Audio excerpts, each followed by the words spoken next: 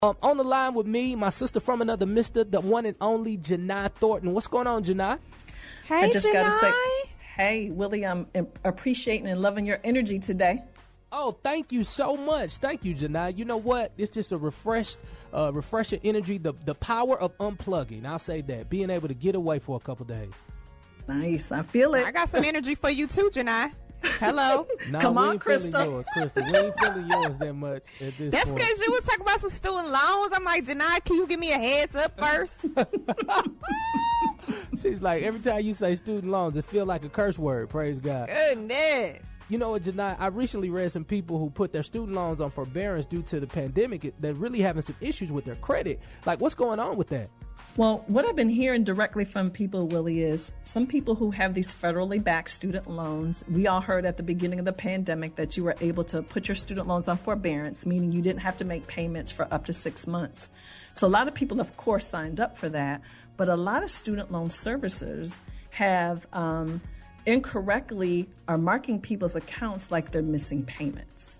So like they're late on payment. So what I'm strongly suggesting, anybody who put their student loans on forbearance, please check your credit. You want to make sure that everything is good. And if you did file with your student loan servicer, told you what to do, and they have your payments marked as late on your credit report, you need to contact them immediately so they'll get that fixed for you. Oh, that is Going so now. awesome. Let me go see. Yeah, go check. Check right now, for real. Yeah, you know, it's funny you brought up credit. I had the opportunity to go on to Credit Karma this morning to look. You know, I'm just watching very, very closely to make sure that no funny business is going on, because I understand that when fear is in the earth, that just opens up the world to all type of evils, including identity theft and just so many different things. What do you say about that? What should people be doing now? Should we unfreeze our credit? Should we have it frozen? What do you think we should be doing right now in terms of our credit? I think as a standard, I think it's good just to keep it frozen. So if you've already done it, I would keep it. You can obviously unfreeze it when you're ready to make a major purchase. And so for people who are concerned about identity theft or anything happening, there is no better time than right now to freeze your credit. Only thing really that I want to make sure people know, make sure you remember your logins, your passwords to get in, because you want to be able to unfreeze it when you want to make a major purchase, and there's nothing more painful when you can't figure out how to do that. Goodness, it is the worst. I just had to do a temporary unfreeze, like to thaw it or whatever they say, to thaw it out so that I can apply for, you know, some of this government assistance for businesses, and so I needed to do that. And so you could just temporarily unfreeze it, but like you said, Jini, when you had us freeze our credit, I just kind of kept it there as a standard. Wow. And I would, because that will give you the peace that you need so you don't have to keep watching your credit. I mean, obviously you want to check it at least twice a year, but it will give you peace, because when I promise you cannot get through, when that sucker is frozen, you're going to be good to go. Yeah. So just real quick, I know we got to head to break. Just very, very quickly, how do people go about freezing their credit? So all you have to do is go to each credit reporting agency's website. That's going to be Experian, Equifax, and TransUnion. You have to do it separately for each. There's a process. There's a tab. You just click on that, follow the instructions, and it's going to take you maybe 5 minutes each for each one to get that done. Jini Thornton is hanging out with us, and family, we've been talking about some of the people who really, really, really did the right thing. They reached out to some of the student loan providers, the federally backed student loans, and they still are getting hits on their credits. But Jini told us that if you are one of those people, make sure that you pretty much like print out the dialogue that you've had and the stuff that you had to fill out, and make sure that you send that stuff in. Don't sit back on the sidelines. Make sure that if you did the right thing, that they know you did the right thing, because that's not fair to you. Jini, can we be honest right now? There's some companies that were impacted by the riots, but I'm hearing they will not be paid by their insurance companies. Why is that? Well, you know, I'm hearing two different things. I'm hearing people who have filed their claims. Now, these are black business owners who own businesses that were impacted by the riots.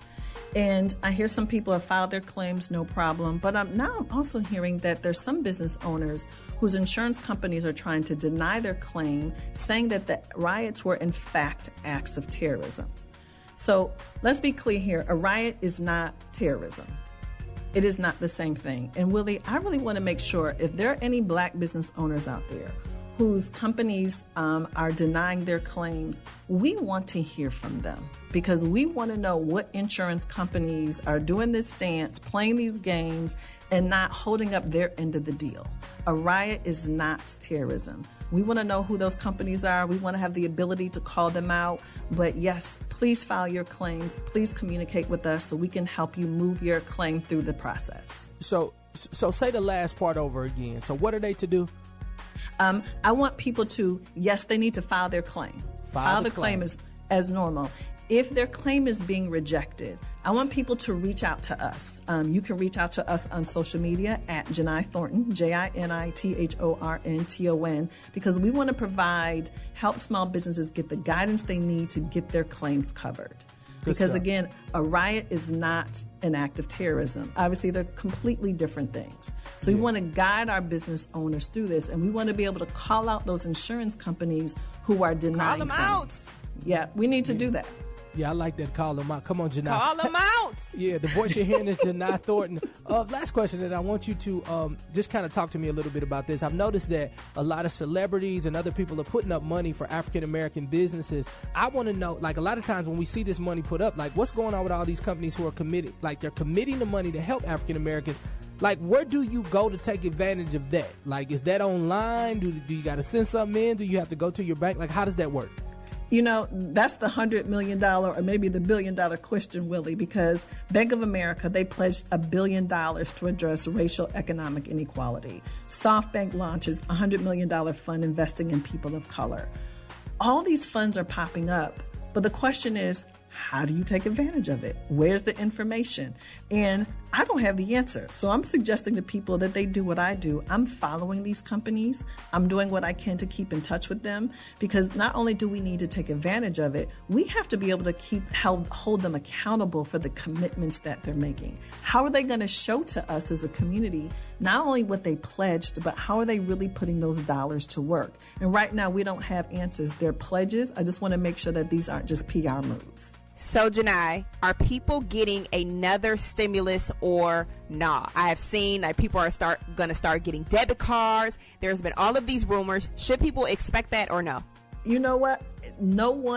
There's no answer to that yet. There has not been another act. We're familiar with the CARES Act. There has not been another act passed. But I tell you one thing, Crystal. The government is going to have to do something. Unemployment, that extra $600 a week, runs out at the end of July. So you think, what do we have, 6 weeks left? People had that one-and-done stimulus payment. I think we're going to know something the next several weeks as to what the government's next move is going to be. Wow. Got it. We appreciate that. Jini, honestly, a lot of people saying, can we connect with you? How do they find you on social media? How do they connect with you? Well, I want to hear from them. Please reach out to me at Jini Thornton. That's JiniThornton. Indeed. Make sure that you follow her and just add a .com, JiniThornton.com as well if you want to visit her website. Thank you so much for being a part of the show today, Jini. You're always a godsend. Thank you, Willie.